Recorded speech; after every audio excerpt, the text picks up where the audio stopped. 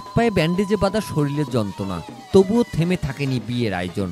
রীতিমতো মাথায় টোপর দিয়ে ফুলের মালা গলায় দিয়ে হাসপাতালের বিছানায় বসে আছেন বর, আর কনে প্রস্তুত লাল শাড়ি, অলংকার সহ মাথায় মুকুট আর গলায় মালা পরে। শুরুতেই মালা বদল করে নিল বর কনে, তারপরে রীতিমতো কনে পান পাতা দিয়ে মুখ ঢেকে 7 পাক দিচ্ছেন হাসপাতালের বেডের চারপাশে। এরপর বিয়ের সব রীতিনীতি মেনে কনের সিঁথিতে সিঁদুর পরিয়ে সারা জীবনের জন্য কনেকে আপন করে নিল বর। এভাবে হাসপাতালের বেডে বিয়ের কাজটা সেরে ফেললেন বর আনন্দ শাহ এবং কনে অমৃত্য সরকার। বরকনের পরিবারের আয়োজনে ব্যতিক্রম এই বিয়ে হয় মানিকগঞ্জ শহরের একটি বেসরকারি জেনারেল হাসপাতালে।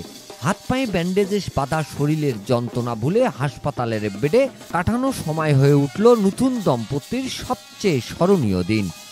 জানা গেছে হাসপাতালে চিকিৎসাধীন বর আনন্দ সাহা মানিকগঞ্জ শহরের চানমিয়া লেনের বাসিন্দা, আর কনে অমৃতা সরকার ঘিওর উপজেলার বানিয়াজুরি গ্রামের বাসিন্দা।